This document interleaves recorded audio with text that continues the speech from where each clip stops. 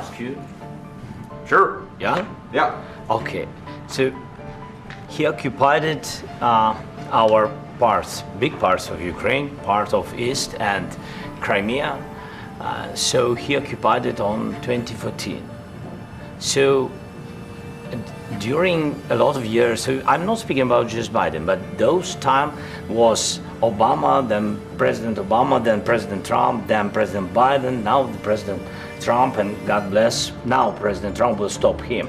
But during 2014, nobody stopped him. He just occupied and took. He killed people. You know what the contact 2015. 2014. 2014 and 2014. 2014. Yeah. So I was not here. Yeah, but that's exactly right. Yes, but during 2014 till 2022, the situation the same. The people are been dying on the contact line. Nobody stopped him. You know that we had conversations with him, a lot of conversation, my bilateral conversation, and we signed with him, me, like a new president. In 2019, I signed with him the deal.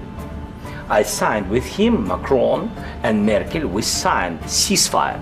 Ceasefire, all of them told me that he will never go. We signed with him with gas contract. Yes, but after that, he broken this ceasefire. He killed our people and he didn't exchange prisoners. We signed the exchange of prisoners, but he didn't do it. What kind of diplomacy, JD, you are speaking about? What do you mean? I'm talking about the kind of diplomacy that's going to end the destruction of your country. Yes, but if you Mr. President, with respect, I think it's disrespectful for you to come into the Oval Office and try to litigate this in front of the American media. Right now, you guys are going around and forcing conscripts to the front lines because you have manpower problems. You should be thanking the President for trying to bring an end to this conflict. Have you ever been to Ukraine that you say what problems we have? I have been to. Count one. I've actually watched and seen the stories, and I know what happens is you bring them on a propaganda tour, Mr. President. Do you disagree that you've had problems bringing people into your military? And do you think that it's respectful to come to the Oval Office of the United States of America and attack the administration that is trying to prevent the destruction of your country? A lot of questions. Let's start from the beginning. Sure. First of all, during the war, everybody has problems, even you, but you have nice ocean and don't feel now, but you will feel it in the future. God bless. You don't know that. God bless. God bless. You will not have a war. Don't tell us what we're going to feel. We're trying to solve a problem. Don't tell us what we're going to feel. I'm not telling you. Because you're in no position to dictate that. That's exactly Remember what this. you're doing. You're in no position to dictate what we're going to feel. We're going to feel very good. You will feel influence. We're going to feel very good and very strong. You will feel influence. You're right now not in a very good position. You've allowed yourself to be in a very bad position, and he happens to be right about it. From the very beginning of the war. You're not in a good position. You don't have the cards right now. With us, you start having cards. But right now, you don't. You're playing cards. You're playing cards. You're gambling with the lives of millions of people. You're gambling with World War III. You're gambling with World War III.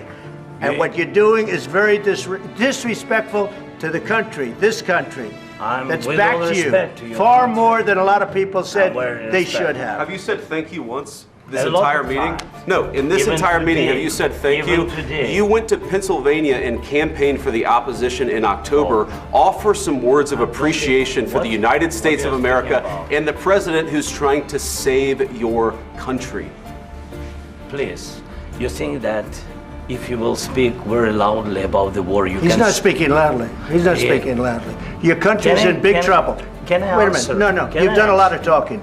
Your country is in big trouble. I know. You're not winning. You're not winning this.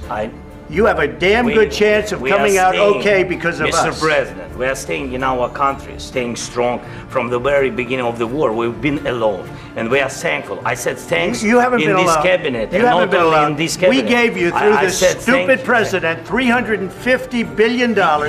We gave you military equipment, and your men are brave, but they had to use our military. What about if you didn't have our military equipment, if you didn't have our military equipment, this war would have been over in 2 weeks. In 3 days, I heard it from Putin. In 3 days, this is something maybe new. Less. In 2 weeks, of course, yes. It's going to be a very hard thing to do business like this. I tell you. Just say thank you. I said a lot of accept times, accept that there are disagreements, and let's go litigate those disagreements rather than trying to fight it out in the American media when you're wrong.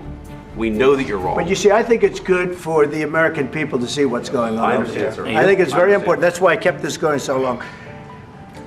You have to be thankful. You don't have the cards. You're buried there.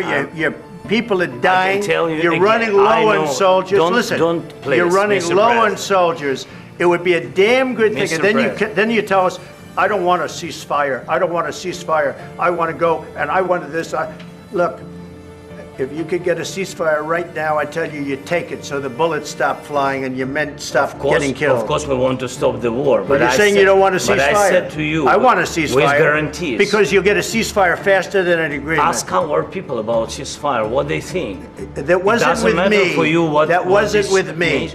That was with a guy named Biden, who was not a smart person. That was with Obama. It was your president. Excuse me. That was with Obama, who gave you sheets, and I gave you javelins. Yes. I gave you the javelins to take out all those tanks.